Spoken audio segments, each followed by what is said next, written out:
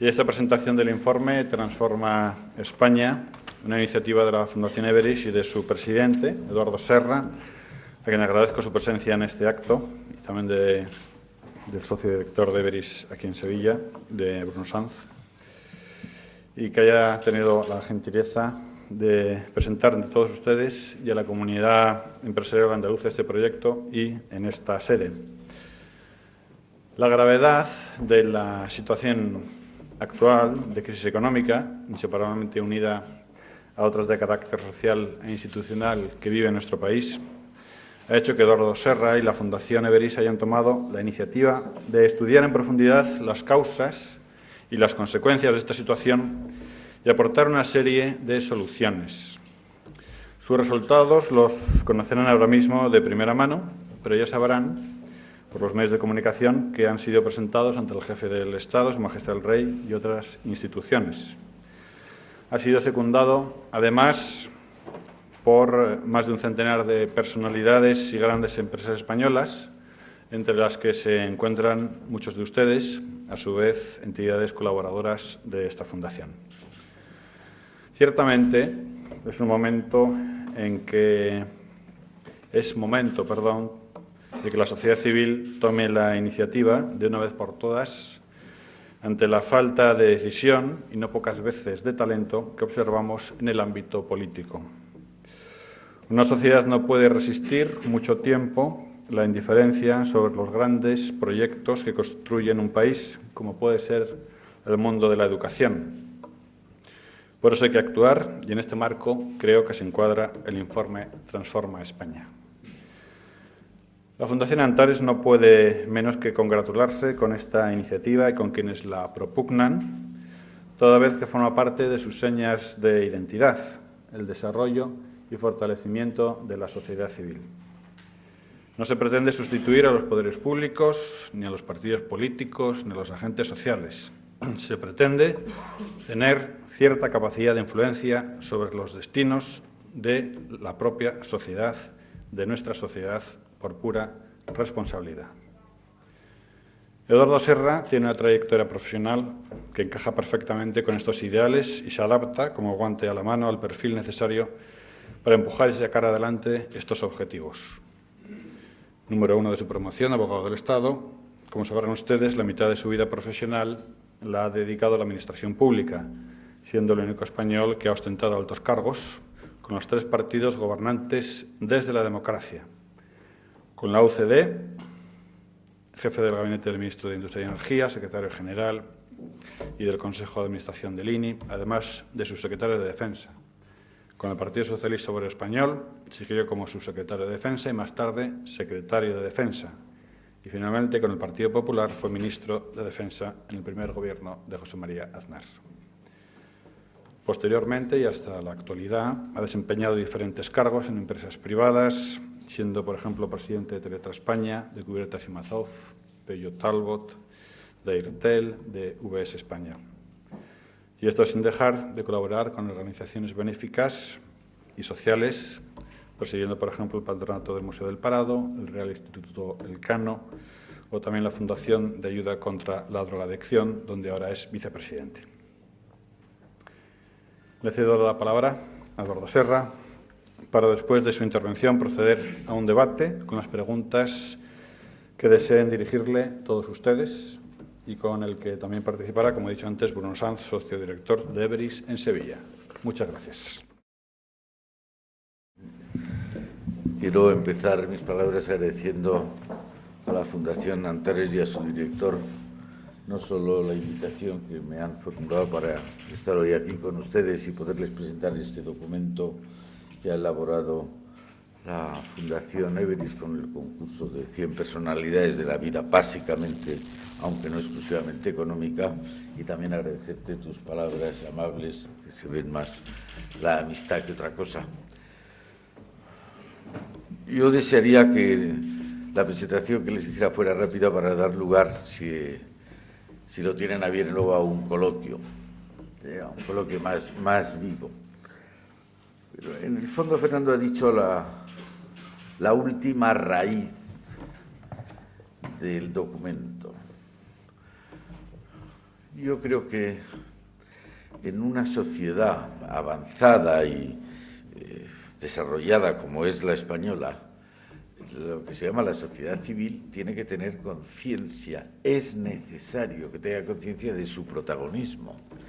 Es decir, lo que nos jugamos, por ejemplo, con la educación, no es que gane el partido A o el partido B o el partido C, es el futuro de nuestros hijos y, por tanto, esto no se puede delegar de manera permanente y de manera constante. Y lo mismo que se dice de la educación se puede decir de ciencias. Es decir, el ciudadano debe ser consciente de que es el responsable de las últimas decisiones. Esto en un país de tradición, como ha dicho algún distinguido sociólogo, de tradición cortesana como es España, que lo que haga el poder y lo que estamos es a sufrir lo menos posible las consecuencias del poder. Bueno, eso en un régimen autoritario es posible que sea lo correcto. En una democracia a mí me parece suicida. Entonces, estábamos en un momento de crisis, estamos en un momento de crisis, es una crisis económica muy seria, probablemente es la más importante desde el año 29, y aunque la mayoría de los ciudadanos que viven en España no vivió la crisis del 29, sin embargo, todos hemos oído hablar como una crisis terrible desde el punto de vista económico y que condujo ni más ni menos que a la conflagración de la Segunda Guerra Mundial pocos años después de la aparición de la crisis, ¿verdad? Entonces, en un momento de esta gravedad, la sociedad civil debe, uno, ser consciente y dos, pues expresar su opinión con toda modestia, pero también con firmeza. Es decir, a la sociedad civil española le puede parecer mejor o peor un partido político que otro partido político. Todo eso es opinable y es bueno que sea opinable. Pero en una democracia, además de que hablen los partidos, tiene que hablar la sociedad civil y decir lo que le parece lo que está pasando. Ortega y Gasset decía que la función del intelectual es decir qué pasa y por qué nos pasa lo que nos pasa. Bueno, no hace falta ser un intelectual, basta con ser un ciudadano para decir qué pensamos que es lo que nos está pasando. Nos está pasando una crisis económica seria, que además en el caso español coincide con una crisis propia. La crisis financiera internacional se suma en el caso español a una crisis de agotamiento del modelo productivo y nos está llevando a una pérdida de poder económico, no solo de poder adquisitivo, sino también de capacidad de competir, a la que debe ponerse remedio para salir cuanto antes de esa dirección de decadencia que desde el 2007 se apuntaba y que se ha reflejado en una caída del Producto Interno Bruto. Ese factor de la crisis, si los partidos políticos responden de una manera a la crisis, todo el mundo apela a la sociedad civil, ¿qué piensa la sociedad civil de la crisis?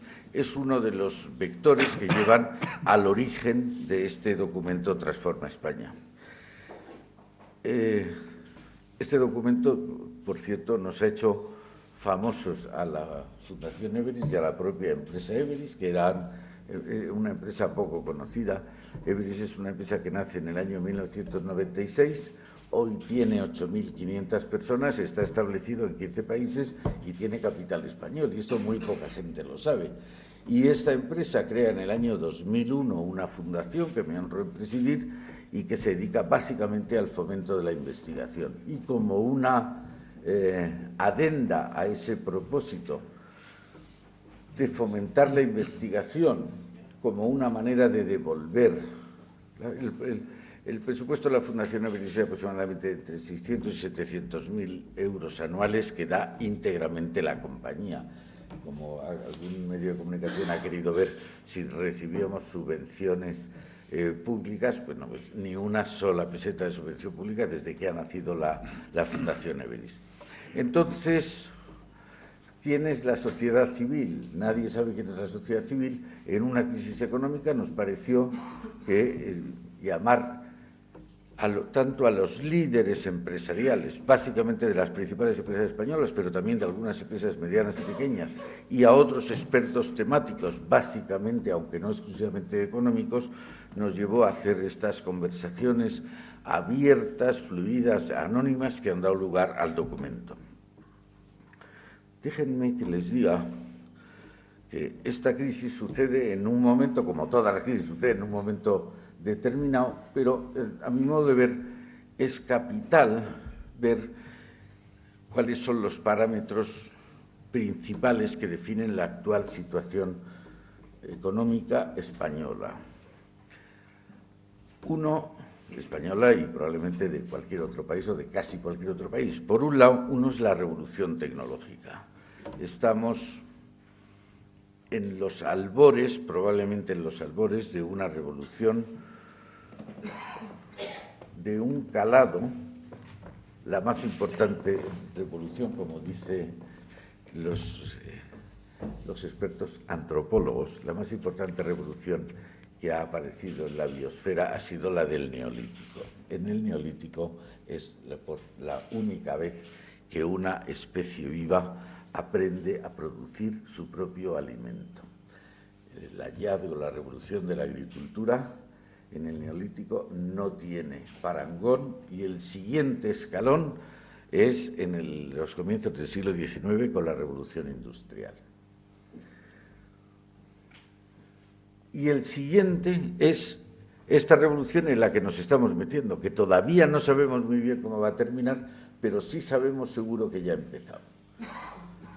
Y déjenme que les diga al pairo de eso, que en economía estudiábamos que los factores de la producción eran tres, los factores por lo menos originarios de la producción: la tierra, el capital y el trabajo. Como se ha dicho, me he pasado media vida en defensa y tengo una cierta querencia a ver dónde está, cuál es el factor estratégico. Bueno, pues en economía el factor estratégico de la producción durante miles de años, miles de años, fue la tierra, y los que mandaban en el mundo se llamaban terratenientes. Y esto pasa probablemente desde el Neolítico hasta la Revolución Industrial. En la Revolución Industrial emerge, como su propio nombre indica, la industria. Y el factor estratégico de producción deja de ser la tierra y pasa a ser el capital. Y el capital hace que los que manden en el mundo sean los capitalistas.